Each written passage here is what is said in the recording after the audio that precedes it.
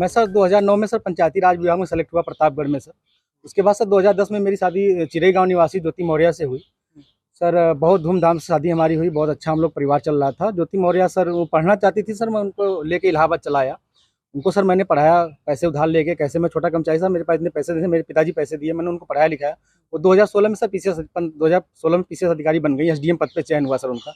उनकी 16वीं रैंक भी आई, महिलाओं में टॉप किया, उन्होंने तीसरा रैंक पाया। बहुत खुशी का माहौल था सर, मेरे पूरे गाँव में जश्न था।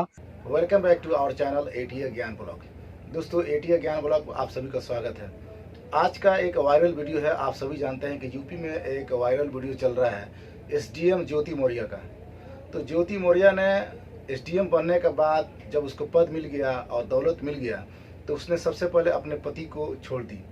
उसके पति आलोक कुमार ये स्थानीय थाना में एक कंप्लेन किया है, जिसमें बताया है कि मेरी पत्नी ज्योति मौर्य जो अब एसडीएम बन गई है, मैंने उसको बड़ी मेहनत से अपने पैसे से पढ़ाया था। तो उसने अपने स्थानीय थाना में जाकर गुहार लगाया और यूपी के चीफ मिनिस्टर योगी आदित्यनाथ से भी गुहार लगाया है कि मुझे वो जान से मारने की धमकी देती है। आइए पहले इस तस्वीर को देखिए कि आलोक मौर्य ने मीडिया के सामने क्या कुछ कहा है। सर हम ये चाहते हैं कि न्याय हो सर, मेरी सर जान चल रही है, मेरी नौकरी जाने वाली सर, वो सर इतना सर। आलोक मौर्य ने मीडिया को बताया कि उसके पत्नी जो ज्योति मौर्य है, उसके व्हाट्सएप से कुछ पेपर लीक हुआ है, जिसमें उसने बताया कि ये लोगों से घूस का डिमांड की है, यानी कि पैसा मांग रही है। और उसने आलोक मौर्य के ऊपर एक उल्टा केस कर दिया, यानी कि 50 लाख रुपया और एक गाड़ी मांग रहा है मेरा पति। ये कहना है ज्योति मौर्य का, लेकिन ये सब बेबुनियाद है। उसने जानबूझकर उसने फंसाई है।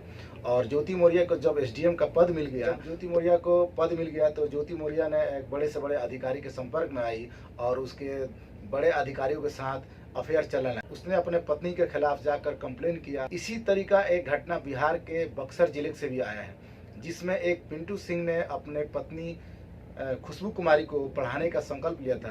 तो खुशबू कुमारी से शादी उसका 2010 में हुआ था। उस समय खुशबू कुमारी सिर्फ इंटरमीडिएट पास थी। उसने अपने हस्बैंड पिंटू कुमार सिंह से बोली कि मुझे पढ़ना है, मुझे अफसर बनना है। तो पिंटू कुमार सिंह ने उसे हौसला दिया और उसे ग्रेजुएशन कराया। उसके बाद से कंपटीशन की तैयारी करवाए। यहाँ तक कि खुशबू कुमारी ने बीपीएससी का एग्ज़ाम दी, लेकिन उसमें 8 से 10 नंबर से वो असफल हो गई। इससे उसके पति ने उसे हौसला दिया कि घबराओ नहीं, मैं तुम्हें कहीं से भी तुमको पढ़ाऊंगा और तुम्हारे मंजिल तक पहुंचाऊंगा। लेकिन यूपी की इस घटना ने सारे पतियों को झकझोर दिया है। जो भी अपने पत्नी को पढ़ा रहे हैं, उसने अपने पत्नी को पढ़ाई पर रोक लगा दी है। लेकिन ये जो खुशबू कुमारी है, उसने स्थानीय थाने में जाकर कंप्लेन की कि मेरे पति हमें पढ़ाना नहीं चाहते हैं।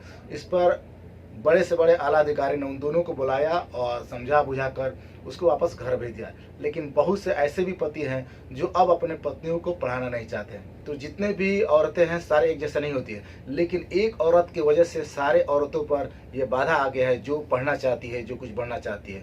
तो बेशक किसी ने सच ही कहा है कि एक सड़ी मछली सारे तालाब को गंदा कर देती है।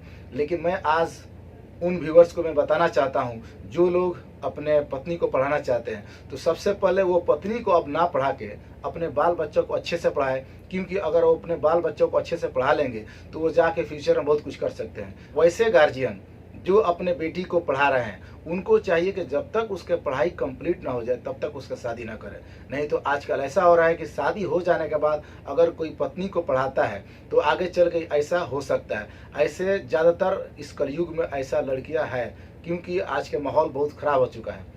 अगर आप पश्चिमी देशों की बात करेंगे, यूरोप कंट्री का, तो यूरोप कंट्री के जितने भी कपल हैं, जितने भी लोग हैं, वे हिंदुस्तान के कल्चर से बहुत ही प्रेरित होते हैं, बहुत ही मोटिवेट होते हैं। वो बोलते हैं कि इंडिया के जो कल्चर है बहुत अच्छा है, क्योंकि वहाँ के जो औरतें होती है वो सिर्फ अपने एक ही पति पर रहती है और हर दुख सुख में काम आती है। लेकिन आजकल ये हमारे जो देश का जो ट्रेडिशन है और आजकल ऐसा यहाँ का माहौल हो चुका है कि यूरोप कंट्री के भी पीछे छोड़ दी है। और आजकल के ज़माने में ये औरतें बहुत धोखा दे रही है।